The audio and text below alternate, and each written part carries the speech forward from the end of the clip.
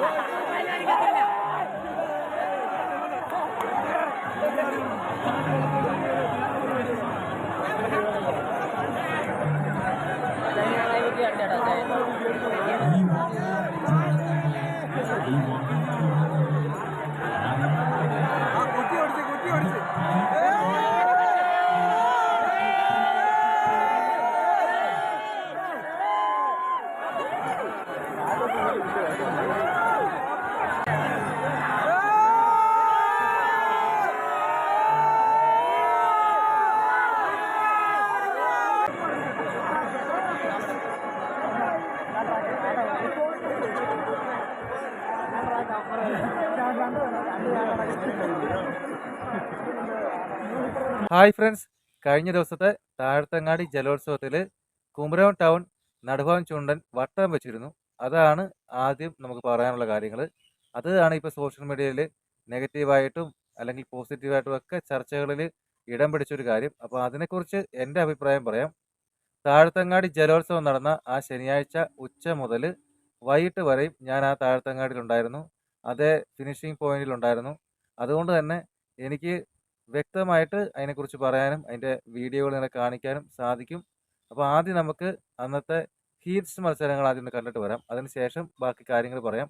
Heats മത്സരത്തിൽ ആദ്യം നമ്മൾ അവിടെ നിന്ന സമയത്ത് KTBC തുടങ്ങിയ ആ മത്സരം ശരിക്കും ആ ഒരു മിന്നലുണ്ടായിരുന്നു ആ സമയത്ത്. അതുപോലെ തന്നെ ശക്തമായ മഴയുണ്ടായിരുന്നു, കാറ്റുണ്ടായിരുന്നു. ഒരു നല്ല പ്രതികൂല സാഹചര്യമായിരുന്നു ആ ഒരു സമയത്ത്. അതുകൊണ്ട് തന്നെ നമുക്ക് വീഡിയോ ഫുള്ളായിട്ട് എടുക്കാൻ പറ്റിയില്ല.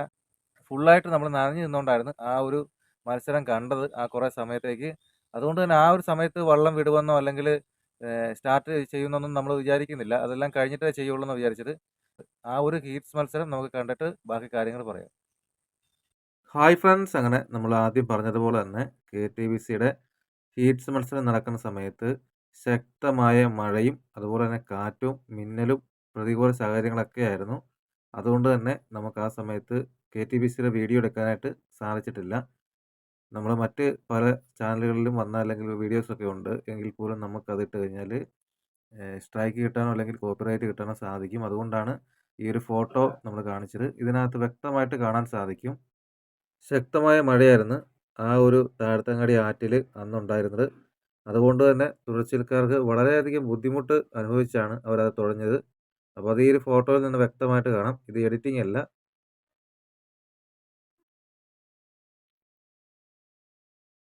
ഇനി നമുക്ക് മറ്റ് ഹീറ്റ്സിലെ മത്സരങ്ങളൂടെ കാണാം. അതിനുശേഷം ബാക്കി കാര്യങ്ങൾ പറയാം.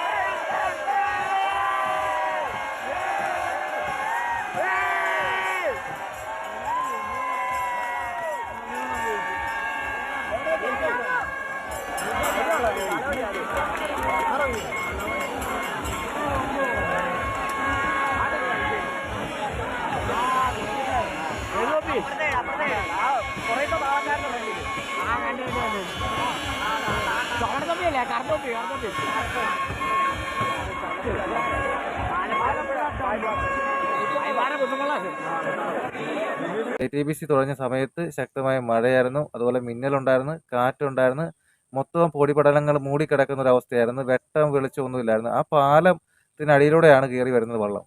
ഏതൊരു സ്ഥലത്ത് വന്ന് മുട്ടുകയോ അല്ലെങ്കിൽ അപകടം നടക്കുകയോ ചെയ്തിരുന്നെങ്കിലോ വളരെ വ്യക്തമായിട്ട് നമുക്ക് മനസ്സിലാകും. അതിനെല്ലാം തരണം ചെയ്താണ് KTBC വള്ളപ്പാടുകൾക്ക് ജയിച്ചത്.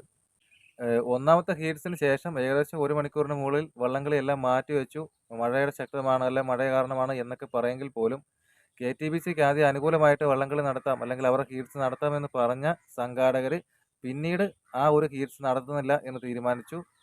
അപ്പോൾ ഓരോ വള്ളങ്ങൾക്കും അല്ലെങ്കിൽ വള്ളംകളിയിലെ മത്സരിക്കുന്ന ഓരോ വള്ളങ്ങൾക്കും ഓരോ നിയമമാണോ? KTBCക്കും അല്ലെങ്കിൽ PBCക്കും UBCക്കും അതുപോലെ നിരണം ബോട്ട് ക്ലബിനും അങ്ങനെ ഓരോ ബോട്ട് ക്ലബ്ബുകൾക്കും ഓരോ നിയമമാണോ വള്ളംകളിയിൽ? നെഹ്റു ട്രോഫി മത്സരത്തിലും ഇതുപോലെ തന്നെ ടൈമർ സിസ്റ്റം അല്ലെങ്കിൽ അവിടുത്തെ സ്റ്റാർട്ടിങ് ഫിനിഷിങ് പ്രശ്നങ്ങൾ അന്ന് ഉണ്ടായതാണ്. ഇവിടെ ഒരു മാറ്റം, ഈ ഒരു താഴത്തങ്ങാടിയിൽ ഒരു മാറ്റം ഉണ്ടാകുമെന്ന് പ്രതീക്ഷിച്ചു. ഞാനിതിന് മുൻപ് ഒരു വീഡിയോ ചെയ്തിരുന്നു. നമ്മൾ താഴത്തങ്ങാടി വള്ളംകളിക്ക് മുൻപ് ഒരു വ്ളോഗ് ചെയ്തിരുന്നു.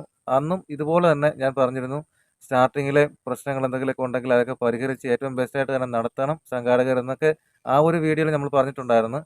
അതുകൊണ്ട് തന്നെയാണ് ഈ ഒരു വീഡിയോ നമ്മൾ 2 ദിവസം വൈകി വീണ്ടും ഈ ഒരു വീഡിയോയിലേക്ക് വരുമ്പോൾ ഈ ഒരു കാര്യങ്ങൾ വീണ്ടും വ്യക്തമായിട്ട് പറയുന്നത്. കാരണം ടൈമർ സിസ്റ്റത്തിന് എന്തെങ്കിലും പ്രശ്നമുണ്ടെങ്കിൽ അത് നേരത്തെ പരിഹരിക്കണം. അല്ലെങ്കിൽ താഴത്തങ്ങാടി ജലോത്സവം പോലെ ഈ ഒരു 9 ചുണ്ടൻവള്ളങ്ങൾ മത്സരിക്കുന്ന ജലോത്സവത്തിൽ ടൈമറിൻ്റെ ആവശ്യമില്ല. കാരണം 3 ഹീറ്റ്സിലും ജയിക്കുന്ന വള്ളത്തിന് ഏകദേശം ഫൈനലിലേക്ക് വരാം എന്നുള്ള രീതിയിൽ അങ്ങനെ ആക്കുവാണെങ്കിൽ, കാരണം 19 20 ചുണ്ടൻവള്ളങ്ങൾ മത്സരിക്കുന്ന നെഹ്റു ട്രോഫിയിൽ ടൈമർ സിസ്റ്റം ഉണ്ടെങ്കിൽ കുഴപ്പമില്ല.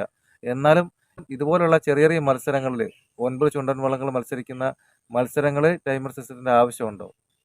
സ്കൂളുകളിലൊക്കെ നമ്മളൊരു എക്സാം എഴുതിയതിന് ശേഷം അതിൻ്റെ റിസൾട്ട് കാത്തിരിക്കുന്നത് പോലെയാണ് ഈ ടൈമർ സിസ്റ്റം വെച്ചിരിക്കുന്നത്.